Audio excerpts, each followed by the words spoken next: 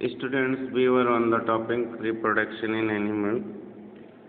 In this process, I told you the process of reproduction in human takes place in two steps: fertilization and development of embryo.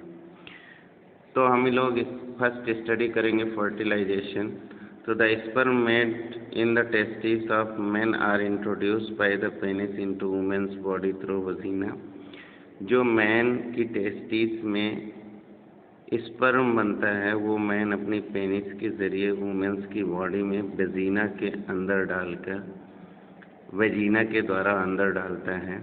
The sperm enter into vagina passes through the uterus. Sperm क्या करता है? Vagina में जाता है, उसके बाद uterus में जाता है and then go into oviduct, और उसके बाद वो ओविडक्ट में पहुंच जाता है. यहाँ पे देखिए, ये वेजिना है, ये पेनिस है, स्पर्म एंटर किया, यूट्रस में आया और ओविडक्ट में पहुंच गया. If at the same time the ovary of human releases an egg, और इसी वक्त एक एग ओवरी रिलीज करता है, then the egg also goes into the oviduct, तो वो एग भी ओविडक्ट के अंदर आ जाता है. One of the sperm enter the egg, और उसमें से एक स्पर्म एग के अंदर चला जाता है. The fusion of sperm with egg is called fertilisation. इस तरह से जब स्पर्म एग के अंदर आ रहा है तो उसको हम बोलते हैं fertilisation. During fertilisation the nucleus of sperm fuses with the nucleus of egg cell to form a single nucleus. अब जब फर्टिलाइजेशन होता है तो पहले भी बता चुके हैं कि स्पर्म का न्यूक्लियस एग के न्यूक्लियस से मिल जाता है और एक सिंगल न्यूक्लियस बना देता है, और इस तरह से बनता है फर्टिलाइज्ड एग, जिसको हम लोग बोलते हैं zygote. A sperm combines with the egg in the oviduct and fertilize it to form a zygote. और इस तरह से स्पर्म जो होता है एग से कंबाइन करता है ओविडक्ट में, फर्टिलाइज करके जाइगोट बनाता है. ओके, और फिर the zygote is the beginning of the formation of a new body, और उसी जाइगोट से जो है एक नया बेबी बनना शुरू हो जाता है. Now development of एम्ब्रॉय. अब एम्ब्रॉय को किस तरह से बड़ा होता है? तो zygote divides repeatedly to make a ball of 100 of cells. Zygote क्या करता है? अब बार बार डिवाइड होना शुरू होता है और वो ढेर सारे कोशिकाओं की बॉल बना देता है. This is called an एम्ब्रॉय. और जब ढेर सारी कोशिकाएं बना देता है तो उसको हम बोलते हैं एम्ब्रॉय. The embryo moves down the oviduct into the uterus. अब एम्ब्रॉय क्या करता है? नीचे की तरफ आता है और कहाँ आ जाता है? यूट्रस में आ जाता है. The embryo get embedded in a soft and thick lining of uterus.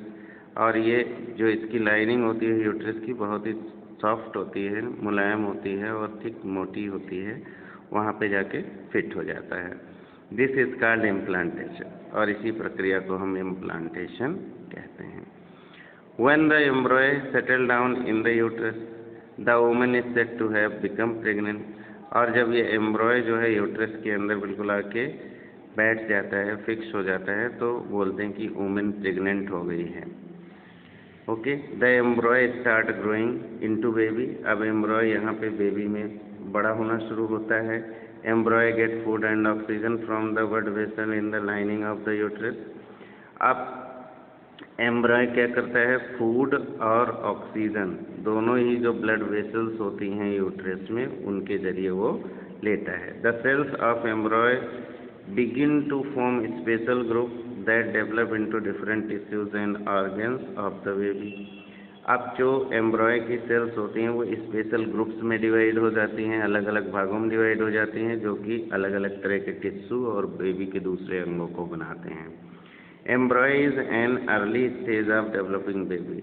तो एम्ब्रॉय इस तरह से बेबी के डेवलप होने का प्रारंभिक स्तर है. An unborn baby at an early stage of developing in uterus is called embryo.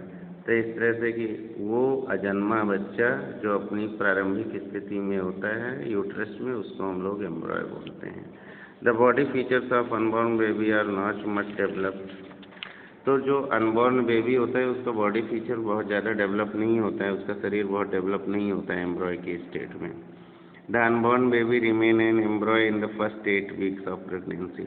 तो प्रेगनेंसी के पहले 8 सप्ताह तक ये जो बेबी होता है, प्रेगनेंसी जो होता है एम्ब्रॉय कहलाता है. A man एम्ब्रॉय is 4 to 5 weeks developed.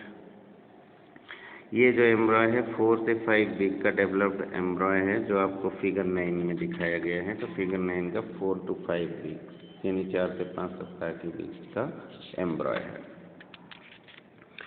We can not identify the body features of the developing baby in this embryo. ऐसे एम्ब्रॉय की कंडीशन में क्या होता है कि बेबी के अंदर जो बॉडी फीचर होता है, hand, legs, head, eyes, ears, इन सबको हम नहीं देख सकते हैं. The embryo continue to grow and develop into the uterus to form a baby. और इस तरह से एम्ब्रॉय कंटिन्यूसली बढ़ता रहता है और यूट्रस में बड़ा होकर एक बेबी बना देता है. The gradually an unborn baby in the uterus at the stage when all the body parts can be identified is called foetus. है ना. तो अब एम्ब्रॉय क्या होता है, उसके अंदर धीरे धीरे सारे बॉडी पार्ट्स डेवलप होने लगते हैं. Hand, leg, head, eyes, years develop हो जाता है.